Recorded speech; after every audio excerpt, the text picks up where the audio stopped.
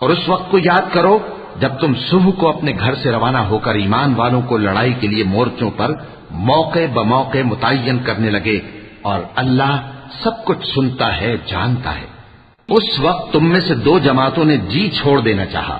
مگر اللہ ان کا مددگار تھا، اور مومنوں کو تو اللہ ہی پر بھروسہ کرنا چاہیے۔ اور اللہ نے جنگ بدر میں بھی تمہاری مدد کی تھی، جبکہ اس وقت بھی تم بے سر و سامان تھے۔ بس اللہ کی نافرمانی سے بچو تاکہ شکر گزار بن جاؤ۔ جب تم مومنوں سے یہ کہہ کر ان کے دل بڑھا رہے تھے کہ کیا تم کو یہ کافی نہیں کہ تمہارا پروردگار 3000 فرشتے نازل کر کے تمہیں مدد دے؟ ہاں، کیوں نہیں؟ اگر تم دل کو مضبوط رکھو اور نافرمانی سے بچتے رہو، اور کافر تم پر جوش کے ساتھ دفتن حملہ کر دیں، تو تمہارا پروردگار 5000 فرشتے جن پر نشان ہوں گے تمہاری مدد کو بھیجے گا۔ اور اس مدد کو تو اللہ نے تمہارے لیے ذریعہ بشارت بنایا، یعنی اس لیے کہ تمہارے دلوں کو اس سے اطمینان حاصل ہو، ورنہ مدد تو اللہ ہی کی طرف سے ہوتی ہے جو غالب ہے، حکمت والا ہے۔ یہ اللہ نے اس لیے کیا کہ کافروں کی ایک جماعت کو ہلاک کر دے یا انہیں ذلیل و مغلوب کر دے کہ ناکام واپس جائیں۔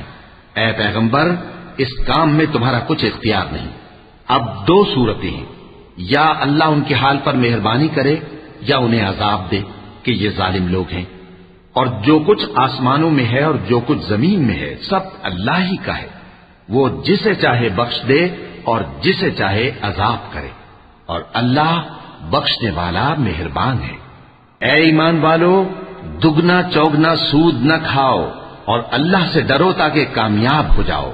اور دوزخ کی آگ سے بچو جو کافروں کے لیے تیار کی گئی ہے، اور اللہ اور اس کے رسول کی اطاعت کرو تاکہ تم پر رحمت کی جائے، اور اپنے پروردگار کی بخشش اور اس بہشت کی طرف لپکو جس کا عرض آسمان اور زمین کے برابر ہے، اور جو پرہیزگاروں کے لیے تیار کی گئی ہے، جو آسودگی اور تنگی میں اپنا مال اللہ کی راہ میں خرچ کرتے ہیں اور غصے کو روکتے اور لوگوں کے قصور معاف کرتے ہیں، اور اللہ نیکوکاروں کو دوست رکھتا ہے۔ اور وہ کہ جب کوئی کھلا گناہ یا اپنے حق میں کوئی اور برائی کر بیٹھتے ہیں تو اللہ کو یاد کرتے اور اپنے گناہوں کی بخشش مانگتے ہیں، اور اللہ کے سوا گناہ بخش بھی کون سکتا ہے،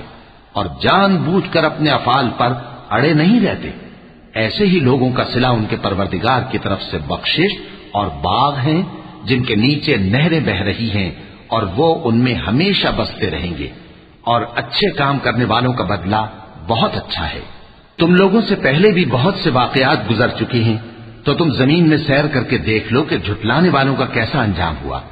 یہ قرآن لوگوں کے لیے صاف پیغام اور اہل تقوی کے لیے ہدایت اور نصیحت ہے، اور بددل نہ ہونا اور نہ غم کرنا۔ اگر تم سچے مومن ہو تو تم ہی غالب رہو گے۔ اگر تمہیں زخم شکست لگا ہے تو ان لوگوں کو بھی ایسا زخم لگ چکا ہے، اور یہ ایام زمانہ ہے کہ ہم ان کو لوگوں میں بدلتے رہتے ہیں، اور اس سے یہ بھی مقصود تھا کہ اللہ ایمان والوں کو جدا کر دے اور تم میں سے بعض کو شہید بنائے، اور اللہ بے انصافوں کو پسند نہیں کرتا۔ اور یہ بھی مقصود تھا کہ اللہ ایمان والوں کو پاک صاف بنا دے اور کافروں کو نابود کر دے۔ کیا تم یہ سمجھتے ہو کہ بے آزمائش بہشت میں جا داخل ہوگے؟ حالانکہ ابھی اللہ نے تم میں سے جہاد کرنے والوں کو تو اچھی طرح معلوم کیا ہی نہیں، اور یہ بھی مقصود ہے کہ وہ ثابت قدم رہنے والوں کو معلوم کرے۔ اور تم موت شہادت کے آنے سے پہلے اس کی تمنا کیا کرتے تھے، سو تم نے اس کو آنکھوں سے دیکھ لیا۔ اور محمد صلی اللہ علیہ وآلہ وسلم ایک پیغمبر ہی تو ہیں، ان سے پہلے بھی بہت سے پیغمبر ہو گزرے ہیں۔ بھلا اگر یہ مر جائیں یا مارے جائیں تو تم الٹے پاؤں پھر جاؤ گے؟ اور جو الٹے پاؤں پھر جائے گا تو اللہ کا کچھ نقصان نہیں کر سکے گا، اور اللہ شکر گزاروں کو بڑا ثواب دے گا۔ اور کسی شخص میں طاقت نہیں کہ اللہ کے حکم کے بغیر مر جائے، اس نے موت کا وقت مقرر کر کے لکھ رکھا ہے، اور جو شخص دنیا میں اپنے اعمال کا بدلہ چاہے اس کو ہم یہیں بدلہ دے دیں گے، اور جو آخرت میں طالب ثواب ہو اس کو وہاں اجر عطا کریں گے، اور ہم شکر گزاروں کو عنقریب بہت اچھا صلہ دیں گے۔ اور بہت سے نبی ہوئے ہیں جن کے ساتھ ہو کر اکثر اہل اللہ دشمنوں سے لڑے ہیں، تو جو مصیبتیں ان پر اللہ کی راہ میں واقع ہوئیں ان کے سبب انہوں نے نہ تو ہمت ہاری اور نہ بزدلی کی، نہ کافروں سے دبے، اور اللہ استقلال رکھنے والوں کو دوست رکھتا ہے۔ اور اس حالت میں ان کے منہ سے کوئی بات نکلتی تو یہی کہ اے پروردگار، ہمارے گناہ اور زیادتیاں جو ہم اپنے کاموں میں کرتے رہے ہیں معاف فرما، اور ہم کو ثابت قدم رکھ اور کافروں پر فتح عنایت کر۔ تو اللہ نے ان کو دنیا میں بھی بدلہ دیا اور آخرت میں بھی بہت اچھا بدلہ دے گا، اور اللہ نیکوکاروں کو دوست رکھتا ہے۔ مومنو، اگر تم کافروں کا کہا مان لوگے تو وہ تم کو الٹے پاؤں پھیر کر مرتد کر دیں گے، پھر تم بڑے خسارے میں پڑ جاؤ گے۔ یہ تمہارے مددگار نہیں ہے بلکہ اللہ تمہارا مددگار ہے، اور وہ سب سے بہتر مددگار ہے۔ ہم ان قریب کافروں کے دلوں میں رعب بٹھا دیں گے، کیونکہ یہ اللہ کے ساتھ شرک کرتے ہیں جس کی اس نے کوئی بھی دلیل نازل نہیں کی، اور ان کا ٹھکانہ دوزخ ہے، وہ ظالموں کا بہت برا ٹھکانہ ہے۔ اور اللہ نے تم سے اپنا وعدہ سچا کر دیا، یعنی اس وقت جب کہ تم کافروں کو اس کے حکم سے قتل کر رہے تھے، یہاں تک کہ جو تم چاہتے تھے اللہ نے تم کو دکھا دیا۔ اس کے بعد تم نے ہمت ہار دی اور پیغمبر کے حکم کی تعمیل میں جھگڑا کرنے لگے، اور تم نے اس کی نافرمانی کی۔ بعض تو تم میں سے دنیا کے طلبگار تھے اور بعض آخرت کے طالب۔ اس وقت اللہ نے تم کو ان کے سامنے سے ہٹا دیا تاکہ تمہاری آزمائش کرے، اور اس نے تمہارا قصور معاف کر دیا، اور اللہ مومنوں پر بڑا فضل کرنے والا ہے۔ وہ وقت بھی یاد کرنے کے لائق ہے جب تم لوگ دور بھاگے جاتے تھے اور کسی کو پیچھے پھر کر نہیں دیکھتے تھے، اور رسول اللہ صلی اللہ علیہ وآلہ وسلم تم کو تمہارے پیچھے کھڑے بلا رہے تھے،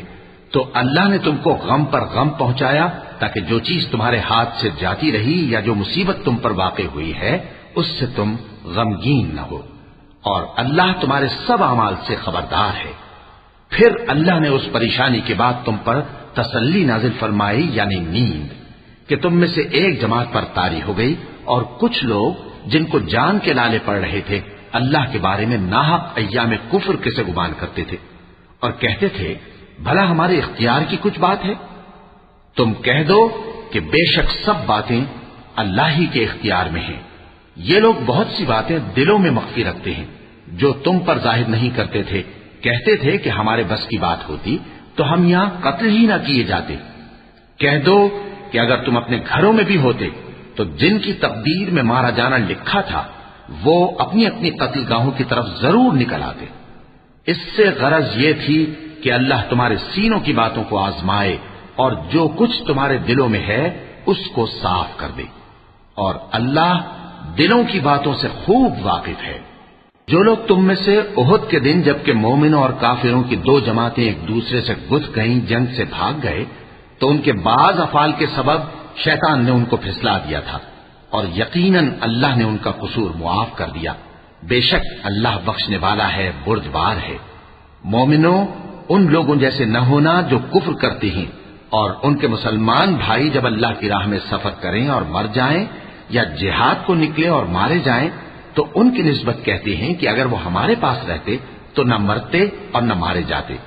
یہ اس لیے کہ اللہ ان لوگوں کے دلوں میں افسوس پیدا کر دے۔ اور زندگی اور موت تو اللہ ہی دیتا ہے، اور اللہ تمہارے سب کاموں کو دیکھ رہا ہے۔ اور اگر تم اللہ کے راستے میں مارے جاؤ یا مر جاؤ تو جو مال و متاع لوگ جمع کرتے ہیں اس سے اللہ کی بخشش اور رحمت کہیں بہتر ہے، اور اگر تم مر جاؤ یا مارے جاؤ تو اللہ کے حضور میں ضرور اکٹھے کیے جاؤ گے۔ پھر اے نبی، اللہ کی مہربانی سے تم ان لوگوں کے لیے نرم مزاج واقع ہوئے ہو، اور اگر تم بدخو اور سخت دل ہوتے تو یہ تمہارے پاس سے بھاگ کھڑے ہوتے، سو ان کو معاف کر دو اور ان کے لیے اللہ سے مغفرت مانگو، اور اپنے کاموں میں ان سے مشورت لیا کرو، اور جب کسی کام کا پختہ ارادہ کر لو تو اللہ پر بھروسہ رکھو،